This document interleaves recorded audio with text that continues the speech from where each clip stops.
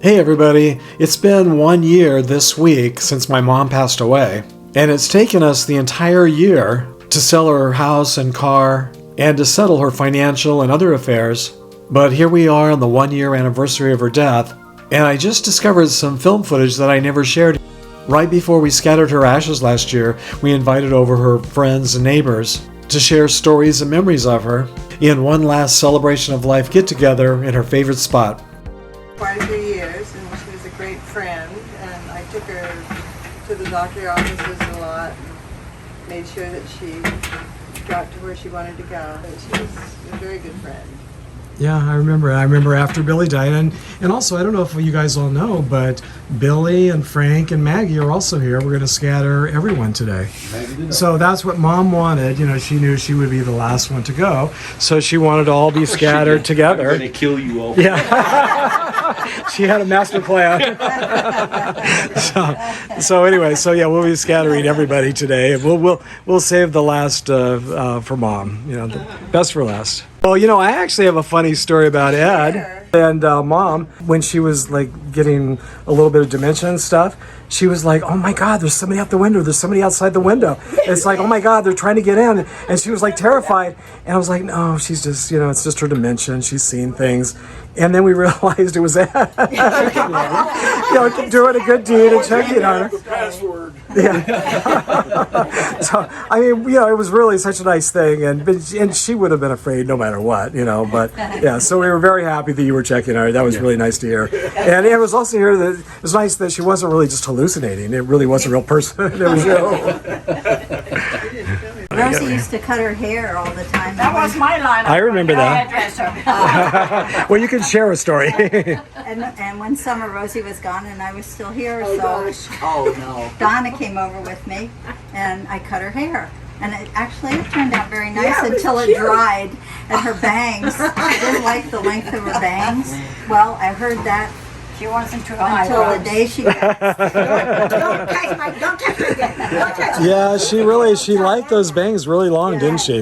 Yeah, I think once I think Dorothy was doing them for a while, and then nobody was around, so I think she asked me to do it. I said, well, okay.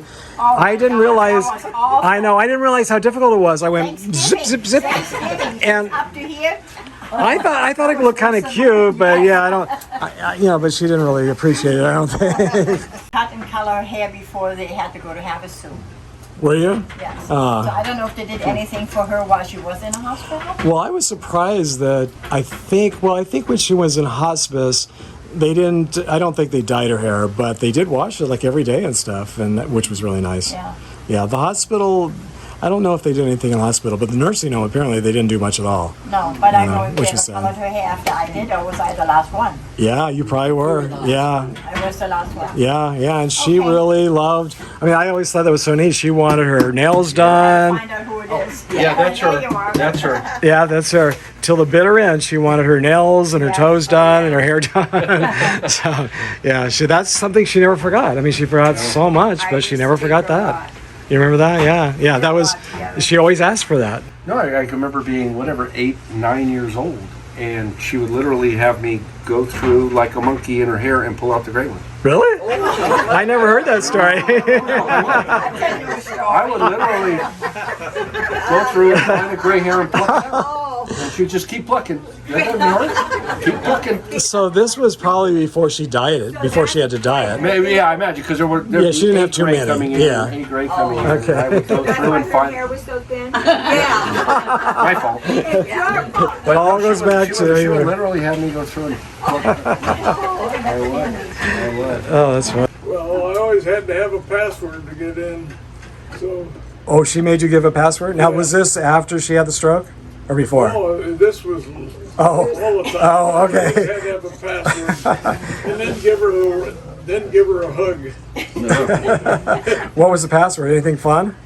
I always secret. forgot it. I said, I forgot the password. Tell me again what it is. So she'd give me a new password. Yeah, and settle for a hug. She would Okay. have been so bad as an infantry guard. Yeah. Okay, one time I Take think one. we went to get my car service, and we went to Buckeye, Well, Dorothy and I had been there once before, and we had gone to some restaurant, and they didn't have beer. So we go, well, where can we buy beer? We want a beer. So they told us about this little place that was called. It was a Mexican place. No, it was The Chinese one. Chubby's, Tootsie's, something, I don't know. Anyway, we went there and it was on a Wednesday. Well, we ordered a big glass of beer, a piece, and then the waiter comes over and he says, well, you know, it's Ladies' Day. We have margaritas for half price. Okay, so we got a margarita too. And we sat there and we drank both of them. Now, who was driving? I was. She was so funny. She was, oh, look at us. Any excuse to have a margarita, right? Or beer, or wine. Or a party. Yeah. Red, when we took her to the grocery store or the market, So she knew who to- see us in the red. Wow. Oh, that's nice. So she was able, so that was before the stroke, so she was able to tell you. Yeah, before the stroke. Yeah. She knew. Yeah, it was funny. I remember I think after she had the stroke, I was trying to feed her some, she had a plate full of stuff and these, I think maybe it was in one of the hospitals, she had mashed potatoes and she was just eating around them. And I was like, well, don't you want any mashed potatoes? She goes, what do you mean? I said, the mashed potatoes. So she couldn't even see them. I didn't realize it was white mashed potatoes on a white plate. She didn't even know they were there. Yeah, it's weird the things you just don't think about until something like that happens, So, any other stories? I got that. Yeah. There's a lot of I just remember it was before her stroke and it was during the summer and it was, I think, after John had passed or he was in the hospital, but a group of us took a razor ride to the river. And that was the time when Robert was driving John's razor.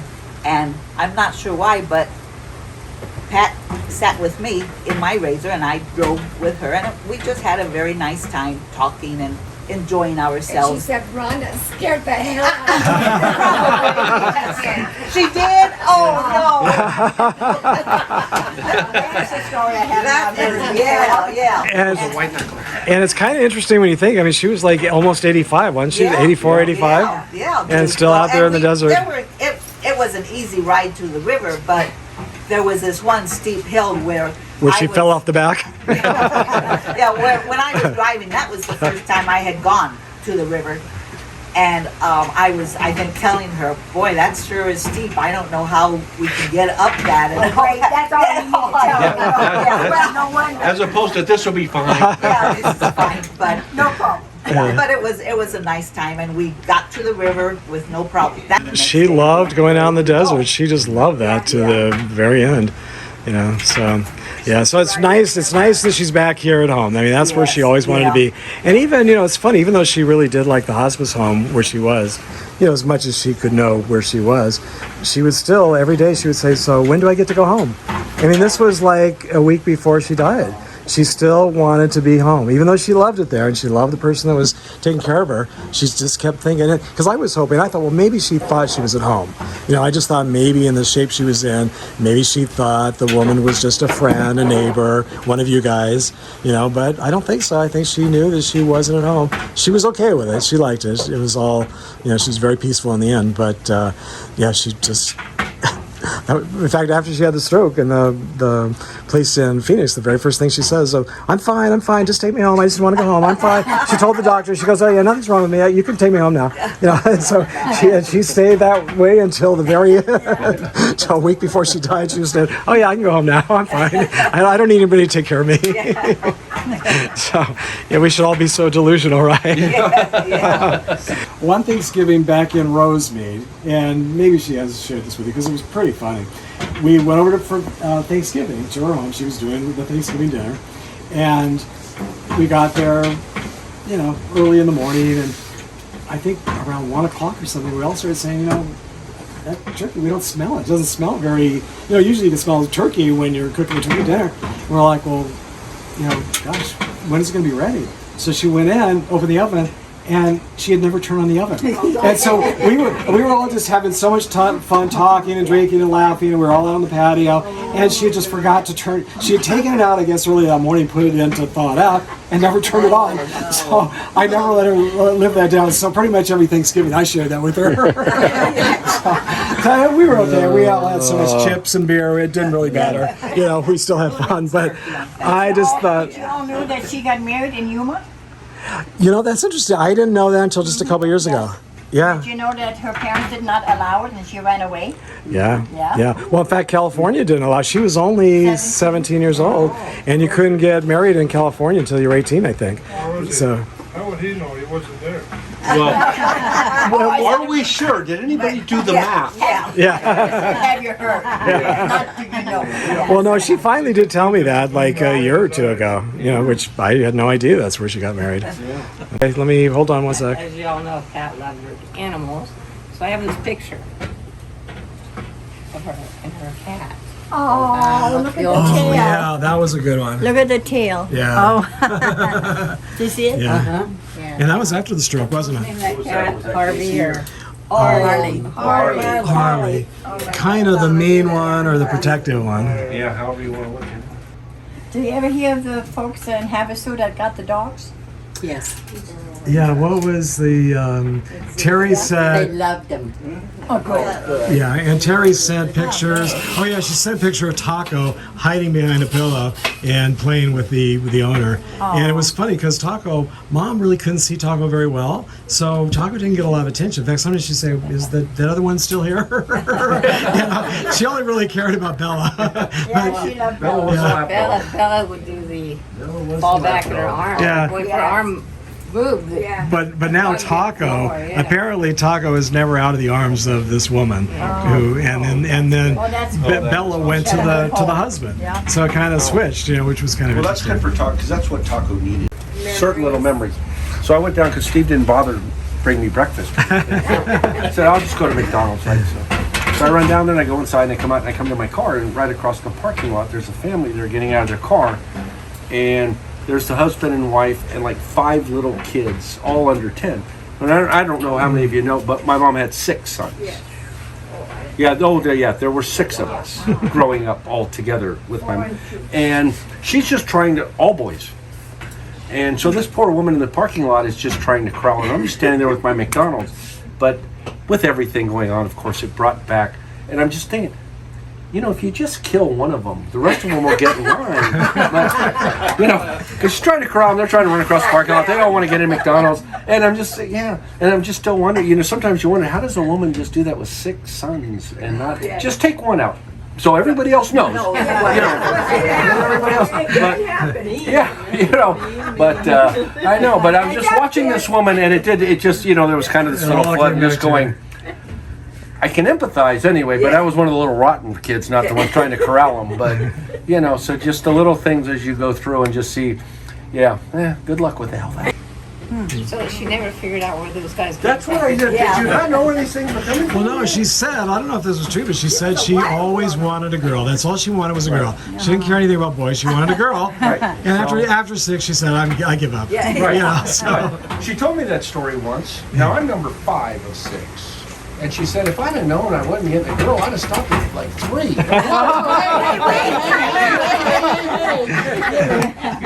You don't say that to 5. Pat and I would go to McDonald's. We get 2 hamburgers and 2 fries.